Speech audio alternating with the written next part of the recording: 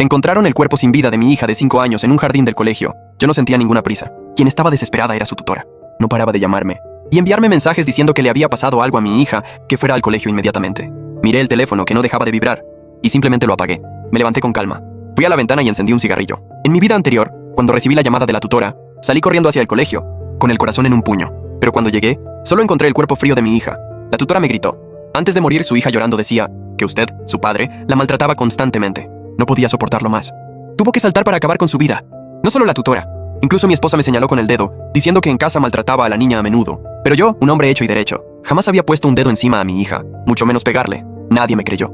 Cuando el forense le quitó la ropa a mi hija, mi mente se quedó en blanco. Su cuerpecito estaba lleno de cardenales y heridas, de diferentes profundidades, mezcla de lesiones antiguas y recientes de muchos años. El forense determinó que la niña había sufrido maltratos y palizas prolongadas. No pude defenderme. Todo el mundo me señaló como el monstruo que había matado a su propia hija. Los vecinos me despreciaban. Los medios me acosaban.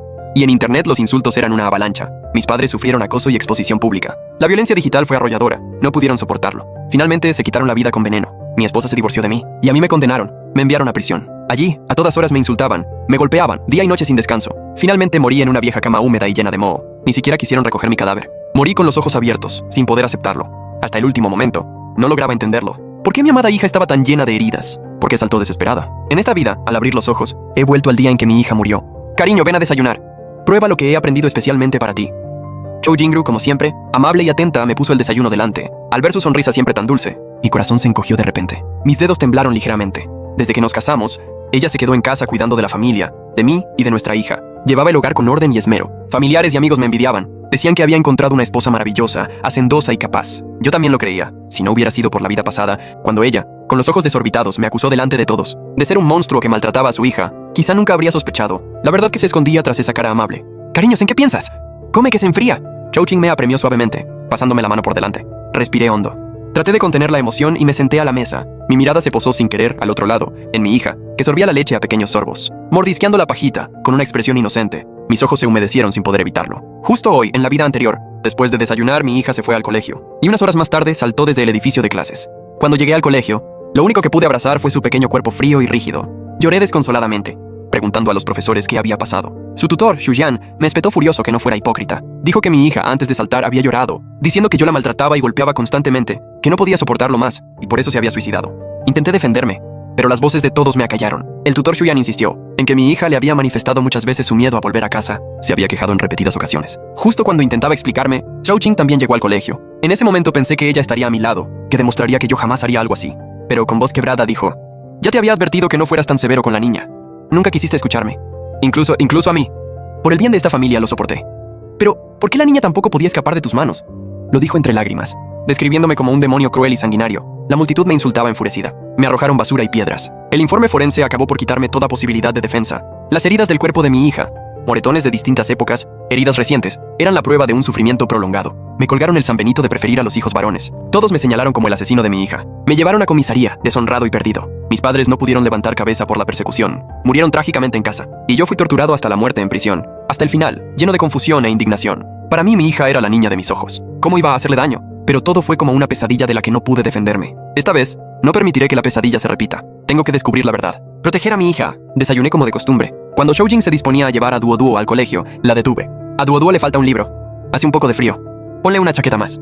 Diciendo esto, cogí a mi hija de la mano y entramos en la habitación. Cerré la puerta. Me agaché para examinarla con atención. Su piel, en la cara y en el cuerpo, era tersa y limpia como el jade. Ni un solo cardenal. Nada que ver con el cuerpo lleno de heridas de la vida anterior. Entonces, ¿dónde está el problema? ¿Por qué solo unas horas después, el cuerpo de mi hija aparecería lleno de heridas? Cariño, ¿ya estáis? Duo Duo va a llegar tarde. La voz de Chou Jing y los golpes en la puerta sonaron al otro lado. Abrí la puerta y la miré. Con tono calmado dije: hoy llevo yo a Duo Duo al colegio. Chou Ji se quedó parada un instante. Y luego sonrió asintiendo. Gracias, así aprovecho y ordeno la casa. Tú, cuando estás en casa, no haces nada. Su reacción fue la de siempre, parlanchina. Pero cuanto más normal parecía, más crecían mis sospechas. De camino al colegio con mi hija, no pude evitar preguntarle: Duo Duo, ¿alguien te ha molestado en el colegio últimamente? Mi hija movía los pies y sonrió dulcemente. No, papá, en el colegio soy muy popular. Todo el mundo quiere jugar conmigo. Asentí y volví a preguntar: ¿y tus profesores? ¿Cómo se portan contigo? Todos son muy buenos conmigo. Mi tutor siempre me felicita. Dice que soy lista y buena. Hasta me da pegatinas. Su respuesta fue rápida y segura. Miré su mirada limpia y transparente y sentí un nudo en el pecho. Al cabo de un rato, aparqué el coche al borde de la carretera. Miré fijamente a mi hija. ¿Y tu papá? ¿Cómo se porta contigo? Ella parpadeó y su sonrisa se hizo más grande. Mi papá también es muy bueno conmigo. Diciendo esto se acercó y me dio un beso en la mejilla. Con su vocecita tierna añadió: Duoduo quiere mucho a papá. La abracé fuerte. No dije nada más. La llevé hasta la puerta del colegio. El tutor de Duoduo, que también es el director, estaba recibiendo a los alumnos. Hola, papá de Duoduo. ¿Cómo es que hoy tienes tiempo para traerla? El tutor levantó la vista y esbozó una sonrisa. Me saludó. Era un hombre de unos 40 años, alto y delgado, con gafas de montura dorada. Parecía un hombre culto y afable. Hoy no tengo mucho trabajo. He querido traerla yo mismo. Respondí con una sonrisa, mientras observaba con atención sus gestos. El tutor Xujian se agachó. Le dio unas palmaditas en la cabeza a Duoduo. Con tono afable dijo: Duoduo, hoy también a dar lo mejor de ti. Mira qué bien te quiere tu padre. Ha sacado tiempo para traerte. Su mirada hacia Duoduo rebosaba cariño, sin ningún indicio de falsedad. Pero ese mismo profesor tan dedicado, en la vida anterior fue el primero en acusarme de maltratar a mi hija. Mi desconcierto era cada vez mayor. ¿En qué punto fallaba todo?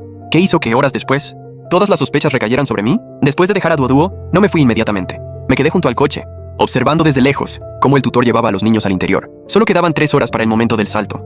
Pero incluso ahora, seguía sin encontrar ninguna pista. Aparqué el coche en un lugar discreto y a través de la ventanilla observé el colegio. Cuando todos los alumnos entraron en el edificio, yo seguía allí. Durante una hora entera, permanecí en el coche, con la cabeza hecha un lío. Me obligué a mantener la calma. Rebusqué con desesperación en los recuerdos de la vida pasada.